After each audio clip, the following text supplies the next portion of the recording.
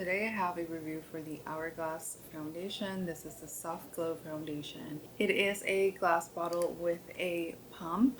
I really love the packaging. My shade is the shade number 5.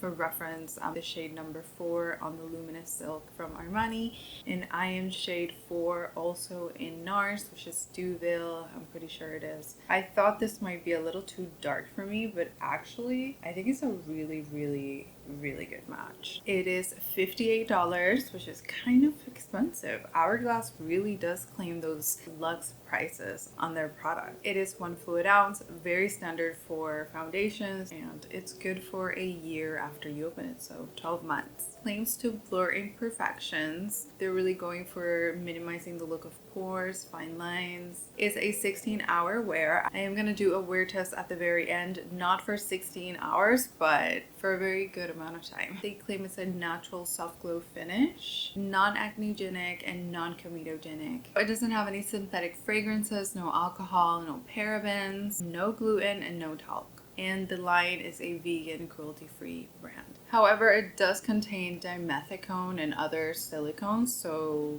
be wary of that if you tend to have any sort of reaction to silicones. Before we go into the demo, I'm going to let you know that my skin is very oily and acne-prone skin. Something that I should mention is that I do live in a tropical weather. It's basically kind of summer all year long here. So yeah, let's jump right into the demo and then stick around for the wear test. I have the shade 5 here, glass jar. I'm going to shake it up. It comes with a pump. Okay, oh there we go.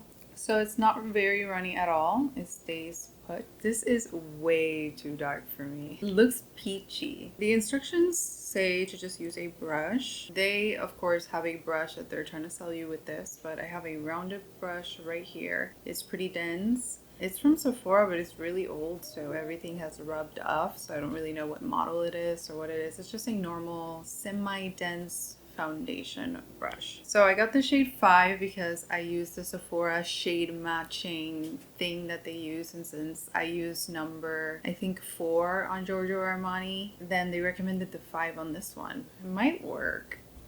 Let's see. Okay, it's a good shade match actually.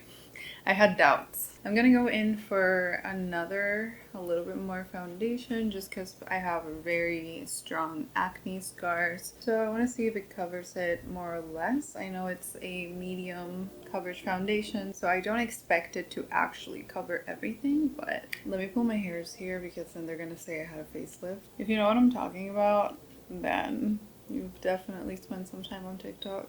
Wow, I'm actually so surprised. That is such a great shade match. I did exfoliate today, so there's really no dry patches or anything. It doesn't feel super set, but I think the finish is it's not your typical glowy, dewy foundation. It's luminous, but not in a creamy, emollient kind of way. It looks somewhat blurry and somewhat set.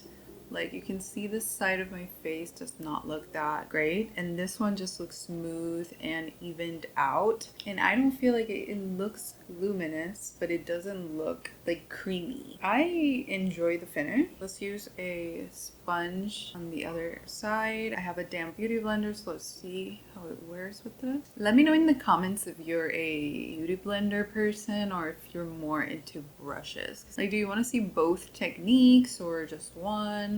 Or you really have no preference, you just want to see how it wears. The match is just perfect. I can't believe Sephora actually matched me with the correct thing. Maybe that Sephora matcher really works. I think the application works amazing with the foundation brush and the beauty blender. Of course, always the side with the beauty blender tends to be a little bit more sheer. I added just a little bit more foundation in the areas where I need it. Like, I don't feel like it even looks shiny here. Like, probably I don't even need to add powder. So does it oxidize? Not necessarily. Like, it changes color just a little bit, but it doesn't really get more orange or darker. I think it looks good. A little bit more on the matte side. I was expecting it to be more dewy, but I guess it's like a natural skin-like finish. But it doesn't feel dewy.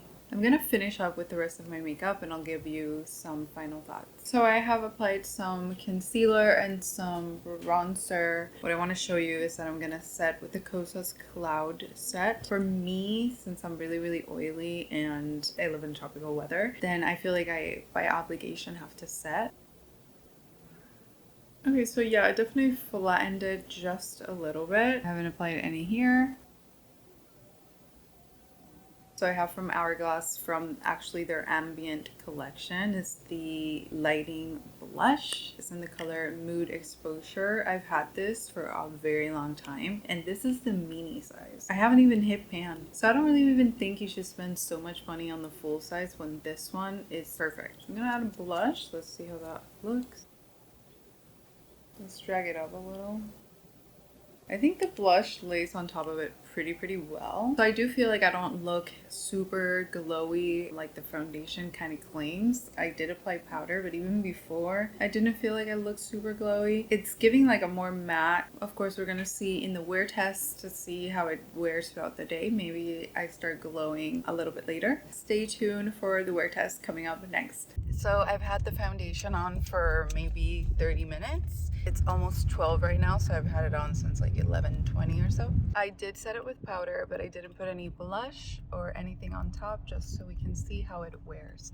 It doesn't look super glowy right now, so it looks pretty matte to me. I don't know, it's pretty matte, which I'm not mad about, but kind of unexpected. So right now it's 3:17. I do see some separation right over here. It's getting a little cakey. I don't look too oily. I haven't used blotting paper or anything, but yeah, it's around the nose that is kind of breaking apart. I did use a mask. It's not 100% transfer resistant, but it's not bad. Yeah, other than that, it looks pretty matte and it still looks decent. I feel like there's some dots going inside my pores, but however, I don't feel like it looks that bad for being a very hot and humid summer day, and I don't feel like I look super greasy. By now I would be so oily. This one is actually pretty good at controlling oil. I don't feel like I needed to blot at all today, and I really didn't, and I don't find myself looking like a grease ball. So I don't love the way it necessarily looks on my pores. I don't know if I'm gonna reach for it too much. I feel like it's a lot more matte than what they're claiming it to be. I don't find it to be like super a soft glow. I don't really think it's not bad. If you're oily skin, you might really like it. It's definitely not a glowy foundation. I don't really feel. Thank you so much for watching. If you have any doubts or comments, leave them down below and I will be sure to answer. So I'll see you in the next one.